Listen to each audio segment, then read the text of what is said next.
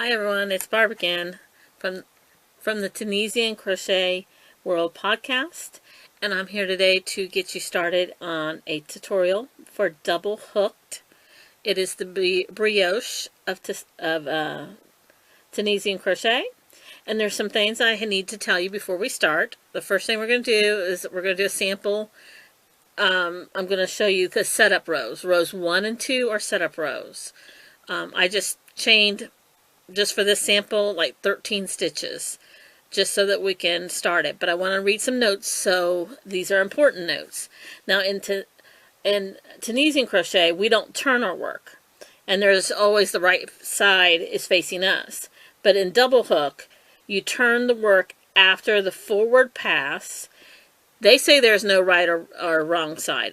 I say there's a right side, and I put a little marker on my right side because when I go to put it down and go off to work or come back, if somebody's turned your work or the dog's knocked it off, the cat's knocked it off, you don't know if you've turned which way it's been turned.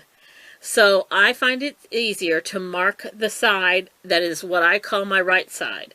And I also put a marker on the end of the hook to show me what one I'm on. And I always try to stop, because the process goes all the way through, and there is total of 6 steps, and then you only repeat 3 through 6. So I always try to end on a 3. Also, I would jot it down. If you don't like, if you had to stop in the middle of row 4, write it on a piece of paper, row 4.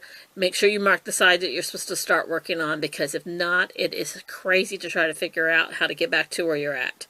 Okay, so now I'm going to show you the setup rules. So here's the first row. We're going to chain, and like I said, this is just a sample, and then I'll show you my original work that we started off on.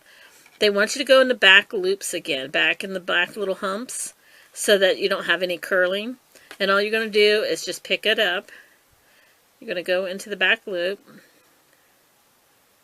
And it's hard to see on this black, and I apologize. I told you on my podcast that black is not very easy to film. But I had a request, so I want to fulfill this for this young lady that requested it. So we're just going to go in the back little knots, and we're going to go and pick it up. Yarn over, pull through just like we would do on normal.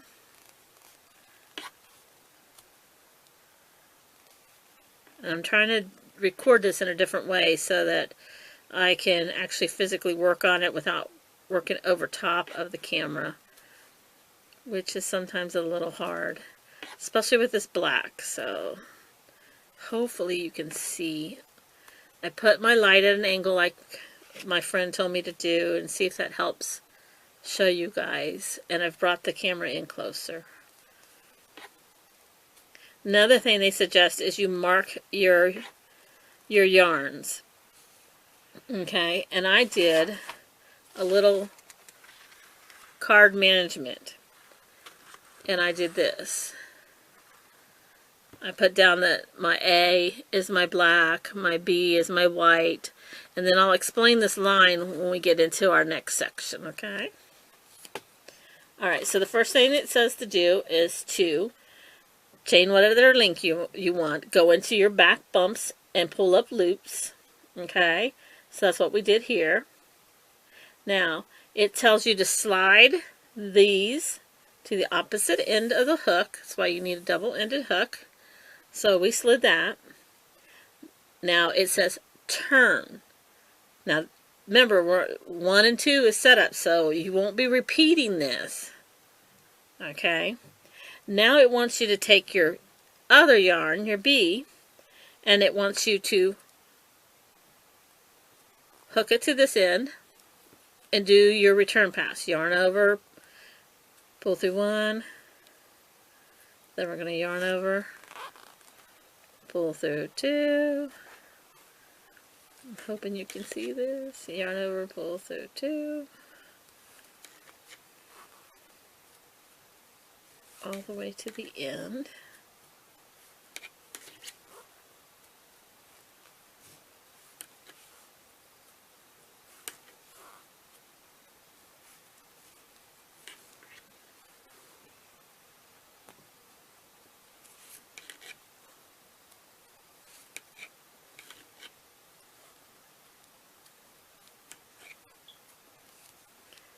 up your little black stitch. Okay, so your first row should look like this. I don't know if I can get it closer to you to see. Okay, now these two rows you will not repeat. This is just your setup row. Okay. Now with row 3, it's going to tell you to pick up your B, which is my white. Okay, because I've labeled my black as A, and this is B is my white. And then what I'm going to do is you're going to go through the spaces, just like we did with the goblin stitch in my last tutorial. So you're going to go in here, in that space, and yarn over and pull up. Yarn over, pull up. Yarn over, pull up. Yarn over, pull up. I'm going to do that to the end.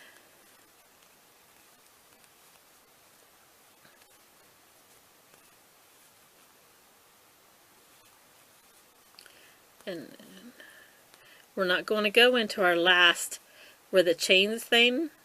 Remember how we usually would go into that? We're not going into that stitch. We're not going in this one. We're going into spaces. Okay. So that's what we did on that. Now, okay.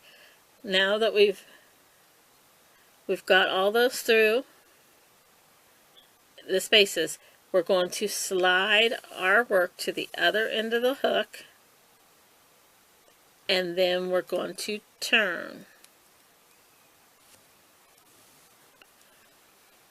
Now we should have our black working yarn here and our white working yarn here. And now it's going to go to row 4. Row 4 says to take A, which is our black yarn. And we're going to do our return pass. Yarn over 1. Yarn over and pull through 2.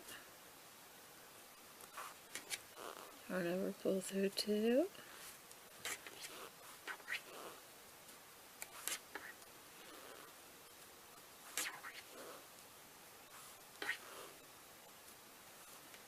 And continue that down.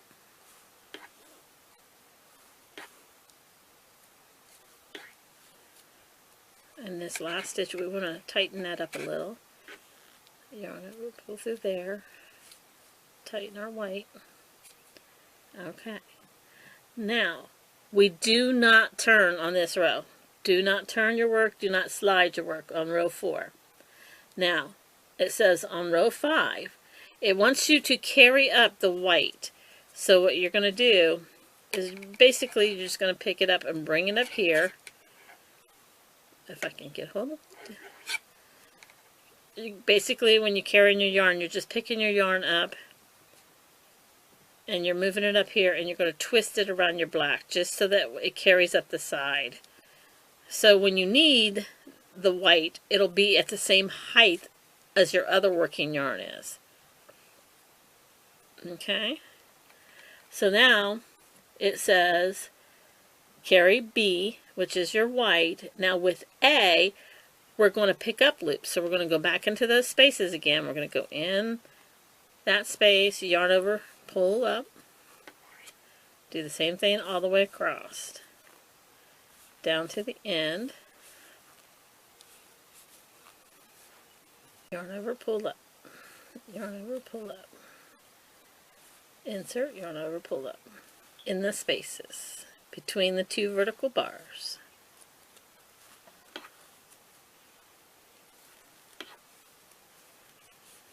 Okay. That is row 5. Now, we've picked up all of our bars, and we've got them all the way through the stitches. Now we're going to slide to the opposite end of the hook. So we're sliding them down to the opposite end, and now we're going to turn the work. So turn the work. Now, as you notice, the pattern's starting to happen. So now the next thing we're going to do is with B, which our yarn is white, which is the B. We are going to yarn over, pull through 1, yarn over and pull through 2.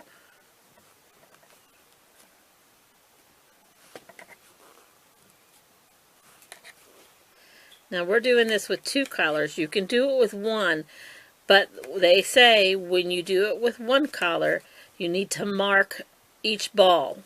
Like say you're doing it with 2 whites, you want to make sure you put a little sticker or something on each ball that says A or B, so you know which balls to be using. And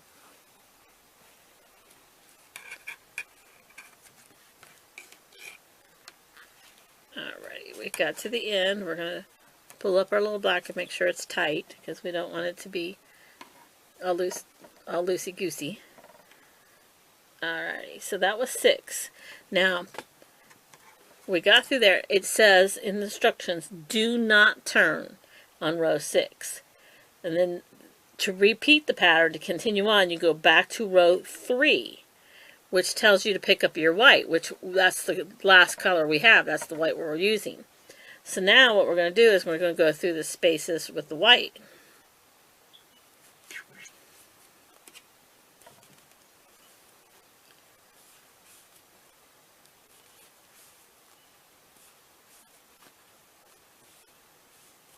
And now we're going to continue down here.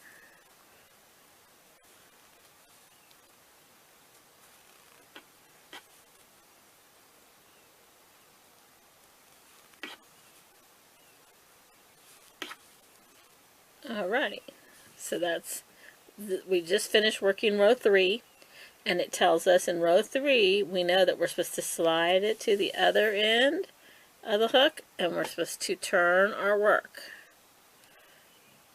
Now on row 4 it says to pick up A, which is our black,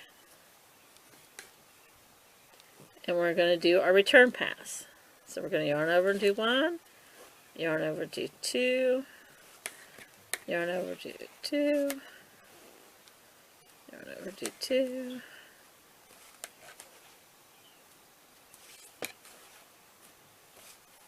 oops, almost lost that one. Continue, continue, continue. Now tighten up our 1. Okay, so that's 4. Now remember, on 4 we do not turn. It says do not turn. We're going to carry up our yarn. So we're going to carry up our white yarn. So like I said, you just pull it up and bring it up here. And I always cross mine over. It's just something I've always done, just so that way it's ready for the next height. And then with A, with our black, we're going to go and do the same thing that we're supposed to do. We're going to go through the spaces again. Move that little white out of the road. Now, you get to the end.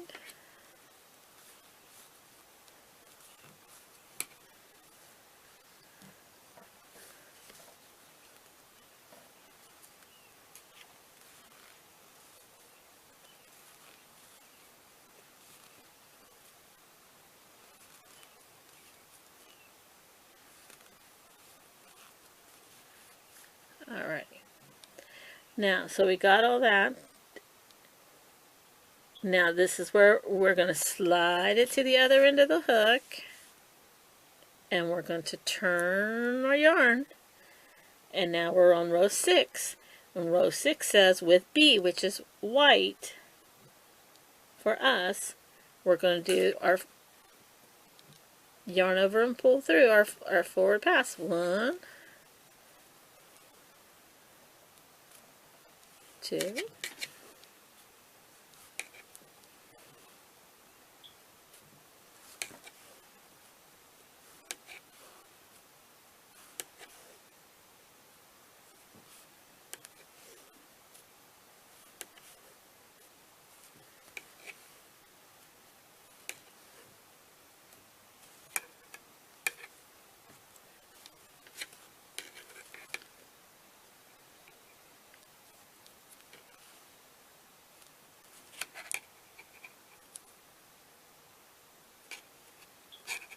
And tighten that up. Okay, that is row 6.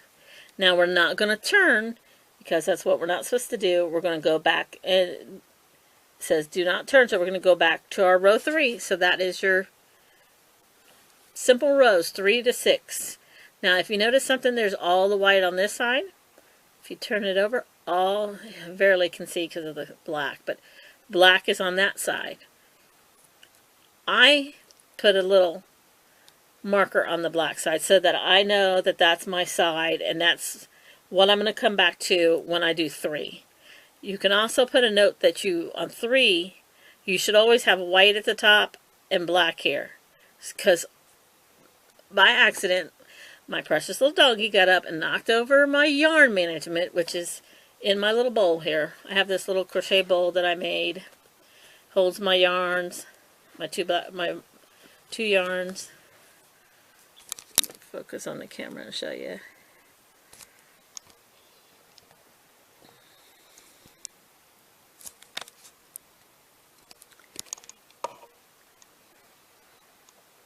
Oh, I can get it. There we go. So I crocheted this cute little bowl. It's got the inside and the bottom. It's got the little hook where you can put your yarn through.